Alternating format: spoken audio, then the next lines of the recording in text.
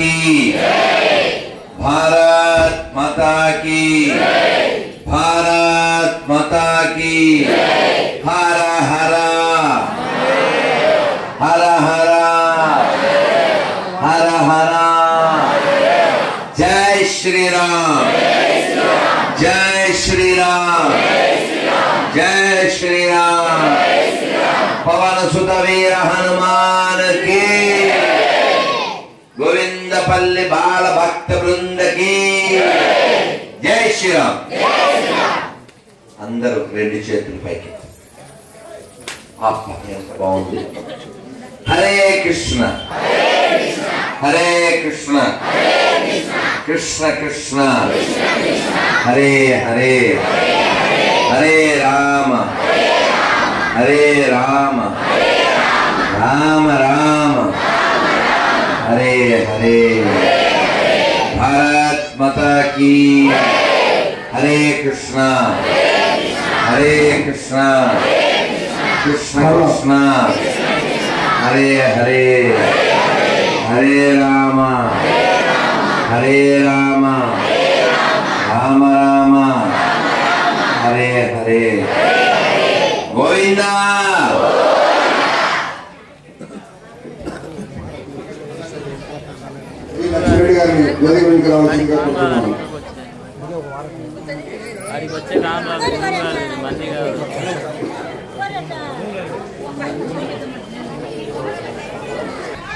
ఈ చూపుడు వేలు మధ్యలో బొట్టన వేలు వేయండి ఈ రెండు వేలు బొట్టన వేలు మీద కూర్చోబెట్టండి అర్థమైందా ఈ చూపుడు వేలు బొట్టన వేలు మధ్యలో పెట్టండి మిగిలిన రెండు వేలు దీని మీద కూర్చోబెట్టండి నడుము నిలబెట్టండి ఓకేనా అర్థమైంది కదా ఈ చివరి వేలు ఉంటే నేలకు చూడాలి చిటికిన వేలు చక్కగా చెప్పండి నాతో పాటు 7 సార్లు ఓంకారం దీర్ఘంగా చెప్పండి చక్కగా నాకు చాలా నచ్చింది మీ ఊరు మీరు పిల్లలు తల్లులు ఈ పెద్ద చెట్టు కింద వాన వస్తే కూడా మీరు చక్కగా కూర్చున్నారు మీకు మీరే చప్పట్లు కొట్టుకోవాలి సార్ మరి నేను ఒక్కరిని కొడితే సరిపోదుగా అందుకు మీరు నేనేమో లేటు మీరేమో గ్రేటు వాన రావడం మన ఫేటు నేను ఇంటికి వెళ్ళి పడుకునేసరికి డాక్టర్ది డేటు అది నా ఫేటు తర్వాత ఇంటికి వెళ్ళాక మీరు తింటారు ప్లేటు నన్ను పిలిచింది రామయ్య గారు అనే సేటు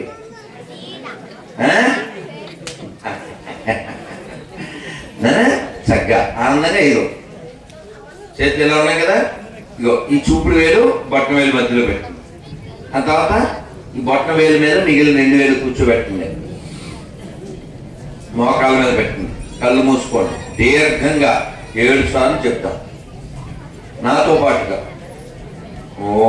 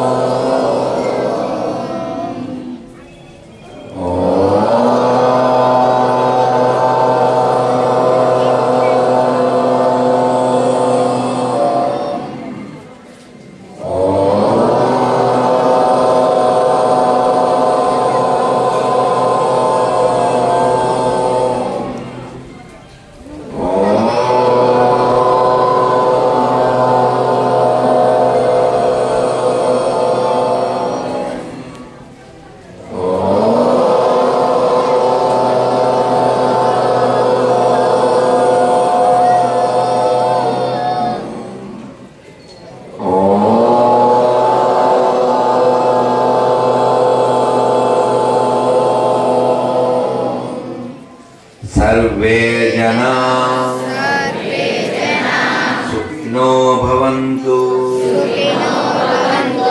लोका समस्ता सुखिनो भवन्तु मातृ మాతృదేవో భవ పితృదేవో భవ ఆచార్య దేవో భవ అతిథి దేవో భవ. ఓం అసతో మా సద్గమయ తమసో మా జ్యోతిర్గమయ మృత్యోర్మా అమృతంగమయ. ఓం శాంతి శాంతి శాంతి. శాంతాకారం భుజగశయనం పద్మనాభం సురేశం విశ్వాకారం గగన సదృశం మేఘవర్ణం శుభాంగం. శ్రీరామ రామ రామేతి రమే రామే మనోరమే సహస్రనామ తత్తుల్యం రామనామవరాననే. శ్రీరామ జయ రామ జయ జయ రామ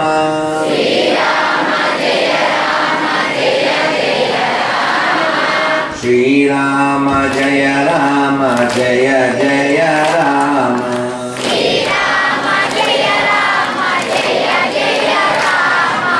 శ్రీరామ జయ రామ జయ జయ రామ.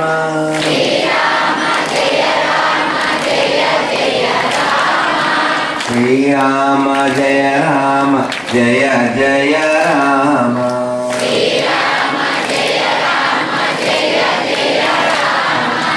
రామ లక్ష్మణ జానకి. మీరేమన్నారు? ఓకేనా? రామ లక్ష్మణ జానకి రామ లక్ష్మణ జానకి రామ లక్ష్మణ జానకి రామ లక్ష్మణ జానకి రామ లక్ష్మణ జానకి. జై బోలో హనుమాన్ की जय बोलो हनुमान की. राम लक्ष्मण जानकी राम लक्ष्मण जानकी राम लक्ष्मण जानकी. जय बोलो हनुमान की जय बोलो हनुमान की जय बोलो हनुमान की जय बोलो हनुमान की. वासुदेव మీరు గట్టిగా వాసుదేవ అన్నంతే. వాసుదేవ వాసుదేవ వాసుదేవ వాసుదేవ. జై శ్రీరామ్ జై శ్రీరామ్. చాలా చాలా సంతోషంగా ఉంది నాకు.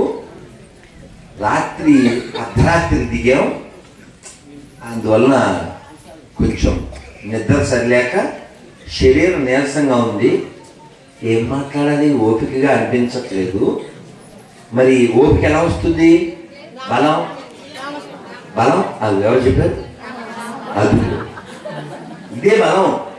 అర్థమైందా? మీరేమో మా దళం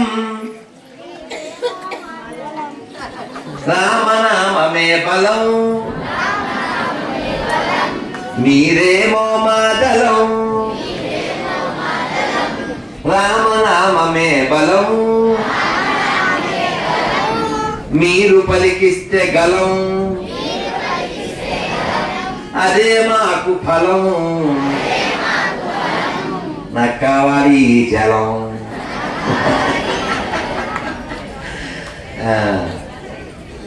ఎప్పుడైనా మనసు బాధగా ఉందనుకోండి, మనసు బాధపడితే ఆ బాధ పోవాలంటే బయట వాళ్ళు పోగొట్టలేరు, లోపల ఉన్నవాడే పోగొట్టాలి. లోపల ఎవరున్నారు? అవునా? చిన్నప్పుడు అంటే ఎంత ఉన్నప్పుడు ఒక పద్యం పాడేవారు. ఏంటది? ఏనుగు ఏనుగు నల్లన, ఏనుగు ఏనుగు నల్లన, ఏనుగు కొమ్ములు తెల్లన,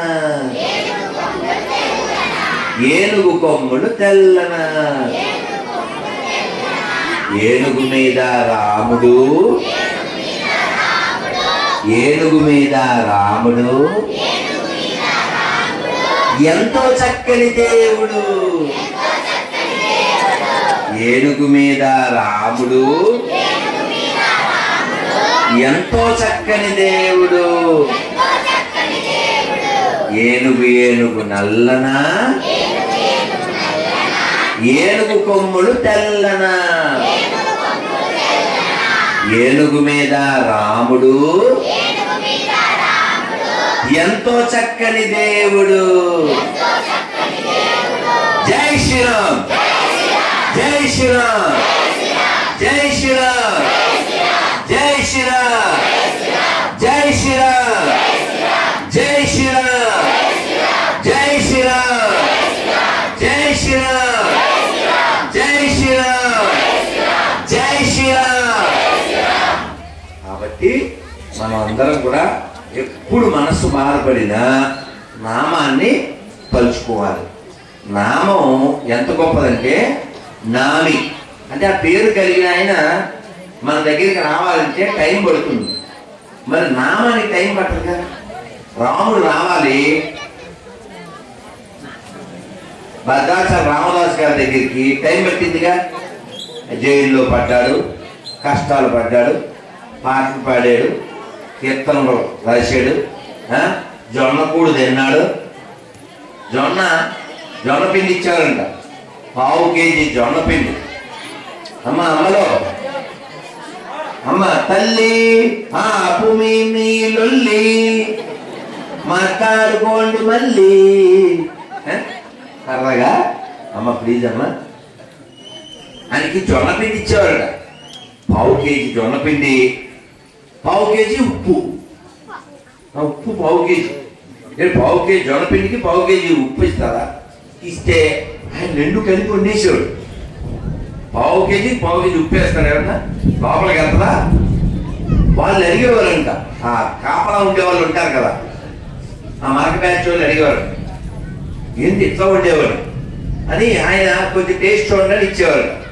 అమ్మో ఇది మా పలావ్ కంటే చాలా బాగుందే అన్నారట. ఎందుకో తెలుసా? ఇది పలావ్ కంటే బాగుండడానికి కారణం ఇది రామనామాన్ని మిలావ చేసేవారు, అందుకే బాగుంది అన్నారు. అర్థమైందా? రామనామం కలిపి అందులో రాముడికి నేను వెళ్ళానండి గోల్కొండలో, ఆ రామదాస్ గారు పెట్టిన జైలుకు నేను వెళ్ళాను. అది పెద్దది, ఒక ఉగ్రానం అంటారు, స్టోర్ రూమ్. అది దాన్నే జైలు కింద చేసి అందులో పెట్టారు. ఆయన అందులోనే రాముడు వారిని చెప్పుకుని అక్కడే మొక్కుకుని అలాగే బాధలు పడ్డారు. 12 ఏళ్ళ పాటు అందులో పెట్టి బాధ పెడితే మనం అయితే ఈ మతాన్నైనా వదిలేస్తాం, శరీరం అయినా వదిలేస్తాం. మరి ఆయన రాముడు వస్తాడు అని ఎదురు చూశారు, బ్రతిమలాడాడు, కోప్పడ్డాడు, కానీ రాముని విడిచిపెట్టలేదు. అదే మన వాళ్ళు ఇప్పుడు చాలా వీక్గా ఉన్నారు. మోకాలు నొప్పి వస్తే జంపు, వీపు నొప్పి వస్తే జంపు, నాన్న తెడితే కంపు, తర్వాత అక్కడి నుంచి జంపు. ప్రతి చిన్నదానికి మతం మారిపోవడం, పౌరుషం లేకుండా జీవించడం, నీతి లేకుండా జీవించడం, మన పూర్వీకులు ఎంత గొప్ప వాళ్ళు మర్చిపోవడం. చావా సినిమా చూసారా? చావా సినిమా చూడవచ్చే, చూసి చావండి. ఏమన్నా సినిమా చూసి వచ్చాక ఆ వీడియో పైన అదే టైటిల్ పెట్టా, చావా, ఈ సినిమా చూసి చావండి అన్న. ఎందుకంటే అందులో ఛత్రపతి శివాజీ కుమారుడు ఛత్రపతి సంభాజీ మహారాజుకి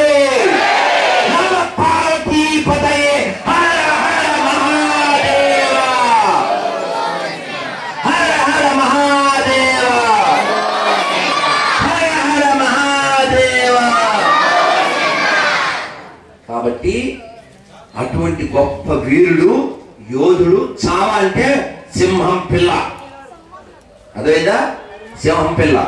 ఇంకా మాట్లాడి ఇక్కడి నుంచి పంపించేస్తాం, చెవులు మాత్రం వాడాలి. స్పేర్ చేయను, కేర్ చేయను, కేర్ చేస్తా, ఐ కాంట్ బేర్. కాబట్టి అటువంటి గొప్ప సింహం కడుపున సింహం పుట్టినట్టుగా ఆయన ఎంత పౌరుషంతో మరణించాడంటే 29 రోజులు ఆయన్ని చిత్రవద చేసి రోజు రోజు శరీరంలో ఒక్కొక్క భాగాన్ని నరుకుతూ చర్మాన్ని ఒలుస్తూ ఆ ఒలిచిన చర్మం మీద ఉప్పు జల్లుతూ ఒకరోజు కన్ను, ఒకరోజు కాలు, ఒకరోజు తోలు, అలా అలా ముక్కలు చేస్తే కూడా సంభాజీ మహారాజు చలించలేదు, జ్వలించాడు తప్ప. చివరికి 4 కత్తిరించాడు. అలా 29 రోజులు దుఃఖపడి బాధపడి ఆయన మతం మారకుండా మరణాన్ని ఆహ్వానించాడు. ఎందుకు? ఇదిగో మనమంతా ఇలాగా పూజలు చేసుకుని ప్రశాంతంగా హిందువులం అని చెప్పి బతకడానికి కోసం వాళ్ళు మరణించారు. వాళ్ళు దేవుళ్ళు కాదు, శివాజీ సంభాజీ దేవుళ్ళు కాదు. కానీ నువ్వు నీ గుళ్ళల్లో నీ ఇంట్లో దేవుణ్ణి పూజ చేసుకోవడానికి కారకులు మాత్రం వాళ్ళే. వాళ్ళు దేవుళ్ళు కాకపోవచ్చు కానీ నువ్వు నీ దేవుణ్ణి పూజ చేసుకోవడానికి కారణం వాళ్ళే. అగర్ శివాజీ నా హోతే సారే హిందుస్థాన్ సుంతి హోయేగా. శివాజీ గాని లేకపోతే ఈ భారతదేశం, ఈ హిందుస్థాన్ అంతా కింద కొయ్యబడేది. నిన్నగాక మొన్న నాగపూర్లో అల్లర్లు జరిగినాయి. పందులు 10% ఉన్నాయి, హిందువులు 90% ఉన్నారు. వాళ్ళు తగలబెట్టాల్సింది అనుకున్నది తగలబెట్టారు. తగలబెట్టిన తర్వాత ఒక ముసలి పంది ఏమంటుందంటే, ఇది శాంపిల్ మాత్రమే, మీ ఇంట్లో ఆడవాళ్ళని ఎత్తికెళ్ళడానికి మేము సిద్ధంగా ఉన్నాం, మీరు కూడా ఉండండి ఇచ్చేయడానికే. కాబట్టి మన అందరిలో ఒక పెద్ద రోగం ఉంది.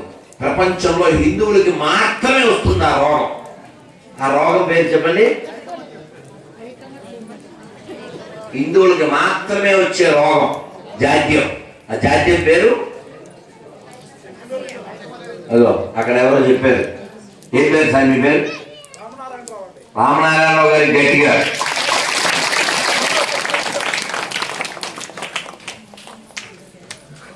సెక్యులరిజం అంటే ఏంటి తెలియదు మనకి. అదేంటో చెప్తా. పేర్ల పండగ, అదిగో సౌండ్ చూడరా, ఇది పేర్ల పండగ మన రాయలసీమలో దండిగా చేస్తారు. అన్నీనా నీకు పైచ్యం ఉన్నంతకాలం నీకు జరుగుతాయి. పీర్లు అంటే తెలుసా? ఏం తెలుసు? ఏం తెలుసా? వంకాయ పులుసు చెప్పు, నీకు చెప్పు, తెలిస్తే మంచిదే. అమ్ముడు చెప్పు, పీర్లు అంటే ఏంటి చెప్పు, నేను వింటాగా చెప్పు, అందరూ. పీర్లు అంటే చెప్పనా, ఒక పడుకోబెట్టిన శవం పీడుగా. ఏంటే ఎప్పుడైనా మన ఊళ్ళల్లో ఎవరైనా చచ్చిపోతే వాళ్ళ శవాన్ని ముట్టుకుంటే మనం స్నానం చేయాల. అయ్యప్పమాలు వేస్తే శవాన్ని తాకద్దు, దేకితే అంటే చూస్తే స్నానం చేయాలి. అట్లాంటి పీడుగు గాలికి పోయి మొక్కేదేంటిదా? పెట్ట పీడుగలాగా. అది కాక పీడుగా, అది స్నానం చెయ్యని పీడుగది. అది బతుకున్నప్పుడు పీడుగది, అది సచ్చిన పీడుగే. దాన్ని మొక్కేదేంటి? ఇంకో విషయం తెలుసా? దర్గాల కాడ పీర్ల పండగ కాడ మీరు మొక్కేదాన్ని వాళ్ళ మతం వాళ్ళు కూడా మొక్కరు. తెలుసా మీకు? వాళ్ళ బుక్కు ఒప్పుకోదు. వాళ్ళ బుక్కులో వాళ్ళకు ఒక్కడే దేవుడు, ఆయన ఎక్కడో ఉంటాడు అని సింహాసనం ఉంటుంది, దానికి రూపం ఉండదు, కోపం ఉండదు, ఏదో రాసుకున్నారు వాళ్ళ పట్టుకుంది. మనకింత చక్కని రాముడు ఉంటే కప్పెట్టిన దాన్ని మొక్కుతామేందిరా? లోపల అసలు పీడు ఉందో లేదో, వాడు పైన పచ్చకొట్టేస్తే ఈ పెద్ద జనం అంతా పోయి మొక్కింది. ఇక్కడ లేని పవర్ ఉందా? రాముడికి ఎంత పవర్ ఉంది? రాముడిని నమ్మినోడు ఎవడైనా ఓడిపోయాడా? రాముడిని అది ఆయనకి అర్థమైంది, పెద్ద ఆయనకి. ఒకసారి చూడండి మీరు, రాముడిని నమ్మినోడు ఎప్పుడైనా ఓడిపోయాడా? రాముడి దగ్గరికి వచ్చాడు సుగ్రీవుడు, గెలిచాడా లేదా? రాజ్యం వచ్చిందా లేదా? రాముడి దగ్గరికి వచ్చాడు విభీషణుడు, రాజ్యం వచ్చిందా లేదా? రాముడిని నమ్మాడు రామదాసు, త్యాగరాజు, తులసిదాసు, కబీర్ దాసు, కవిత్రి మొల్ల, భద్రాచల రామదాసు గారు, వీళ్ళంతా రాముడిని నమ్మారు. ఎక్కడన్నా ఫెయిల్ అయ్యారా? మనం నమ్మితే ఒక సక్సెస్ఫుల్ పర్సన్ నమ్మాలి. సినిమా వాళ్ళు ఏ డైరెక్టర్ని పెట్టుకుంటారు? సక్సెస్ఫుల్ డైరెక్టర్ని పెట్టుకుంటారు, అవునా? అన్ని అట్టప్రాప్లైన పెడతారా? పెట్టరు కదా. అలా రాముడిని నమ్మినవాడు ఎవడైనా జయం పొందారు. అందుకే రాసేవారు పుస్తకాల మీద శ్రీరామ జయం, లారీల వెనకాల పుస్తకాల్లో శ్రీరామ జయం. రాముడు ఉంటే జయం ఉంటుంది, రాముడు లేకపోతే భయం ఉంటుంది. కాబట్టి మనకి ఊరూరా రాముడు ఉండాలి, ఇంటింటా రాముడు ఉండాలి, ప్రతి గుండెల్లో. కాబట్టి రాముడు లేని గుండె, రాముడు లేని ఇల్లు, రాముడు లేని ఊరు శ్మశానంతో సమానం. కాబట్టి మనమందరం రాముడిని కొలవాలి, రాముడిని తలవాలి, రామనామాన్ని జపించాలి, రాముడి లక్షణాలు ఏమిటో తెలుసుకుని మనకి కూడా అవి వచ్చేలా ప్రయత్నించాలి, భగవంతుని ప్రార్థించాలి. అని మతాలు ఒకటి కదండి, ఏ దేవుడైతే ఏంటండి, ఇలా మెరిగి తిరిగితే అవుద్దా? మొన్న దాకా రంజాన్ అని చెప్పి ఒక పెద్ద బాండీ అంటారు కదా, దేశానక్షేమం, ఏం పెద్ద పెద్ద పాత్ర, దాన్ని ఒక నెల రోజుల పాటు పబ్లిక్ లో పెడతారు. దాన్ని తోవే ప్రశ్నే లేదు. అసలు వాళ్ళు కింద పైనే తోముకోరు, ఇంకా దాన్ని తోముతారా? మా రెడ్డికి బాగా అర్థమైంది, మీకు కూడా అర్థమైంది. సో దాంట్లో వాడు ఏం వేసాడో తెలియదు. నిన్న మొన్న కుక్క తలకాయ వచ్చిందంట, కుక్క తలకాయ, సచ్చిన కుళ్ళిన కుక్క తలకాయ. కాబట్టి మనకి బొక్కలేస్తున్నారు కదా అని చెప్పి అలా కుక్కలన్నీ తింటే సుక్కల్లో కలిసిపోతాం, అర్థమైందా? అందుకని మనం ఒక ప్రతిజ్ఞ చేయాలి. ఏం ప్రతిజ్ఞ? మీరు ఎక్కడో అక్కడే కూర్చుని కుడి చెయ్యి ఇలా పెట్టి, ఈ అమ్మాయి మళ్ళీ వెళ్ళిందంటే ఇంటికి పంపించేస్తాం. కూర్చో. ఏం పేరు? ఈ అమ్మాయి పేరు అమ్ముడు. ఏం పేరు? అమ్మ యశ్విత. కదలకూడదే, కదిలితే పోలీసులు ఉన్నారు. కూర్చో, బాగా కూర్చో, బాగా కూర్చో. అమ్మకి అర్థమైంది పోలీసులు ఏం చేయలేము కదా, మంచి పోలీసులు కదా. తెలుసా పోలీసులు? తెలుసా నీకు? బ్లూ కలర్ డ్రెస్ కట్టుకున్నారు కదా, బ్లూ కలర్ కాదా? లేకపోతే హెల్మెట్ పెట్టుకుంటారు, రాలేనా పోలీసులు? అమ్మ కాదట, అమ్మ ఈ అమ్మాయి చాలా తెలుసు. మరి ఇంకా చేతిలో గొడ్లు ఉండదా పోలీసులకి? అమ్మ వాళ్ళు నవ్వుతున్నారు పోలీసులు. చేతిలో ఏముంటుంది పోలీసులకి? లాఠీ. తెలుసా నీకు? తెలుసా? ఎప్పుడైనా కొట్టారా? నేను కొట్టారా? నిన్ను ఎందుకు కొడతారు? నువ్వు బంగారు తల్లి కదా. అసలు నాన్నే నిన్ను కొట్టాడు. కొట్టాడు మీ నాన్న? నిన్ను నాన్న కుట్టి ఎందుకు కొడతారు? ఆడపిల్లలు ఎలాంటి వాళ్ళు అంటే, నీకు లాలు ఎవరు పోసారు? అమ్మ. నీకు బొమ్మ ఎవరు పెట్టారు? అమ్మ. నీకు పౌడర్ ఎవరు కొట్టారు? అమ్మ. నీకు డ్రెస్ ఎవరు వేసారు? అమ్మ. నీ బట్టలు ఎవరు ఉతుకుతారు? అమ్మ. నువ్వెవరు అమ్మాయివి? నేను మా నాన్న అమ్మాయి. అన్ని అమ్మ చెప్పి నాన్న కూతురు. మరి అంతే, అలాగే ఉంటారు, అలాగే ఉంటారు కూడాను నాన్న. సో కాబట్టి మనందరం కూడా కొనేటప్పుడు నాన్న మీరు మాట్లాడితే మైక్ ఇచ్చేస్తాను, చూసుకోండి. ఎవరు మాట్లాడినా మైక్ ఇచ్చేస్తాను. నన్ను ఇద్దరు రాముళ్ళు పిలిచారు. ఒకటి ఈ రామయ్య గారు, ఒకటి అందులో ఉండే రామయ్య గారు. ఆ రామయ్య గారు చెప్పారని ఈ రామయ్య గారి మాటకి నేను ఇక్కడికి వచ్చా. నేను రాముల వారికి ఆరతిచ్చి ఏం దండం పెట్టుకున్నా అంటే, ఈ గోవిందపల్లి రామయ్య గారికి ఇంకా బలాన్ని ఈ తండ్రి అని దండం పెట్టుకున్నా.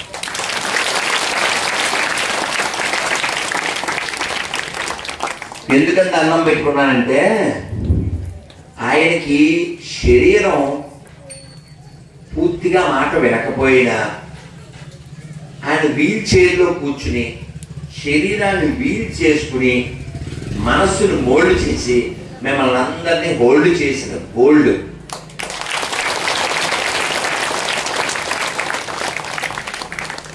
కాబట్టే మన వాళ్ళు ఎప్పుడో సినిమా పాటలో బాగా చెప్పారు, ఏమని?